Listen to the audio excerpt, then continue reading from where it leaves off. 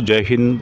एक लेटेस्ट खबर निकल के आ रही है 8th पे कमीशन को लेकर के। 8वें वेतन आयोग के लिए CRPF central reserve police force ने 12 महत्वपूर्ण सुझाव दिए हैं, जिसमें कि एक महत्वपूर्ण है ओपीएस बहाली और फिटमेंट फैक्टर 2.86 लागू होना चाहिए। उसके अलावा 6 और महत्वपूर्ण सुझाव दिए गए हैं। विस्तार से जानेंगे इस वीडियो के माध्यम से। चैनल को सब्सक्राइब नहीं किया, सब्सक्राइब कर सकते हैं, आपको इस तरह के अपडेट मिलते हैं। 8वें वेतन आयोग के लिए सीआरपीएफ ने 12 महत्वपूर्ण सुझाव दिए हैं।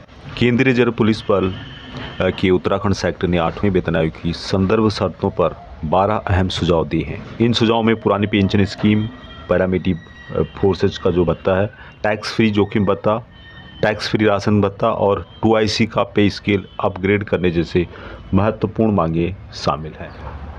8th पे कमीशन पर गृह मंत्रालय से मांगे गए सुझाव। 16 जनवरी 2025 को केंद्र सरकार ने 8वें वेतन आयोग के गठन को मंजूरी दी थी। इसके बाद वित्त मंत्रालय ने गृह मंत्रालय से आयोग की संभावित संदर्भ शर्तों पर सुझाव मांगे। गृह मंत्रालय ने सभी केंद्रीय अर्धसैनिक बलों जिसमें कि CRPF, BSF, CISF, ITBP, SSB, NSG और असम राइफल्स को अपनी अपनी विस्तृत रिपोर्ट देने को कहा। सीआरपीएफ के उत्तराखंड सेक्टर ने अपनी रिपोर्ट तैयार कर गृह मंत्रालय को सौंप दी, जो वित्त मंत्रालय को भेजी जाएगी। अभी सीआरपीएफ के द्वारा 12 प्रमुख सुझाव यहाँ पर दिए गए। सबसे पहला था कि फिटमेंट फैक्टर में बढ़ोतरी होनी चाहिए। सीआरपीएफ ने फिटमेंट फैक्टर को कम से कम 2.86 करने की मांग की है। दूसरा था पैरामिलिट्री भत्ता। केंद्रीय अर्धसैनिक बलों के लिए अलग से पैरामिलिट्री भत्ता लागू करने की सिफारिश उनके द्वारा की गई। तीसरा है ओपीएस पेंशन स्कीम की बहाली, यानी पुरानी पेंशन योजना ओपीएस की बहाली की उनके द्वारा मांग की गई है। सीआरपीएफ और अन्य बलों के लिए पुरानी पेंशन योजना ओपीएस लागू करने की मांग की गई। चौथा है 1 रैंक 1 पेंशन का प्रावधान।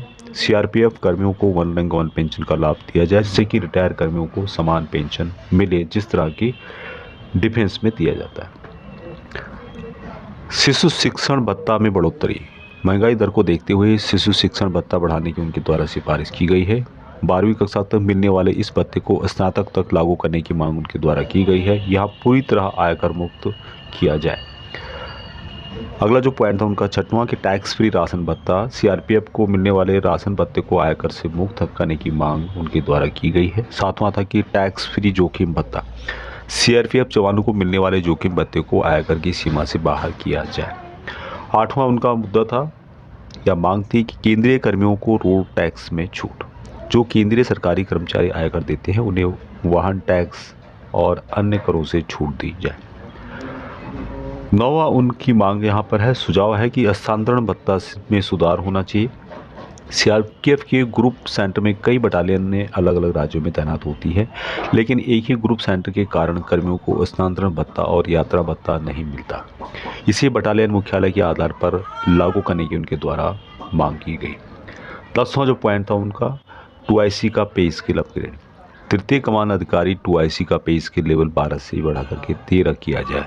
इसे पे बैंड 4 में शामिल किया जाए, जो सेना की संरचना के समान हो। 11वां जो पॉइंट था हाउस रेंट अलाउंस में सुधार, यानी कि HRA में सुधार। सीआरपीएफ अधिकारियों के आवास भत्ते को अन्य रैंकों के PBR के समान किया जाए। 12वां जो पॉइंट यहाँ पे है कि माता पिता की देखभाल के लिए विशेष अवकाश। सीआरपीएफ कर्मियों को माता पिता की देखभाल के लिए विशेष अवकाश CCL जैसी सुविधा दी जाए, ऐसी उनके द्वारा यहाँ पर मांग की गई है। केंद्रीय अर्धसैनिक बलों में OPS बहाली पर गतिरोध।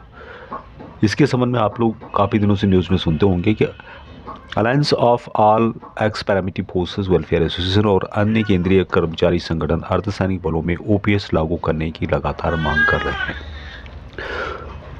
इसके संबंध में सुप्रीम कोर्ट में लंबित है मामला। दिल्ली हाई कोर्ट ने CAPF को भारत संघ के सशस्त्र बल के रूप में मान्यता दी थी।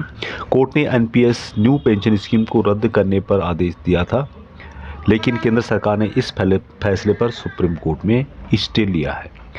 संसद में भी उठ चुकी है यह बात और यह मुद्दा उठ चुका है। OPS को लेकर के केंद्रीय अर्धसैनिक बलों के 11 लाख जवानों और अधिकारियों को अभी तक राहत नहीं मिली है। यह मुद्दा संसद में भी उठाया जा चुका है। यहाँ पे जो प्रश्न उठता है, जो हम सबके दिमाग में रहता है कि क्या 8वें वेतन आयोग जल्दी लागू होगा, तो इसके बारे में 8वें वेतन आयोग की सिफारिश 1 जनवरी 2026 से लागू होनी है। पहले आयोग की रिपोर्ट लागू होने में 18 से 24 महीने लगते थे, लेकिन अब डिजिटल प्रणाली से डेटा जल्दी इकट्ठा किया जा सकता है, जिससे आयोग की सिफारिशें जल्दी लागू होने की संभावना है या उम्मीद है।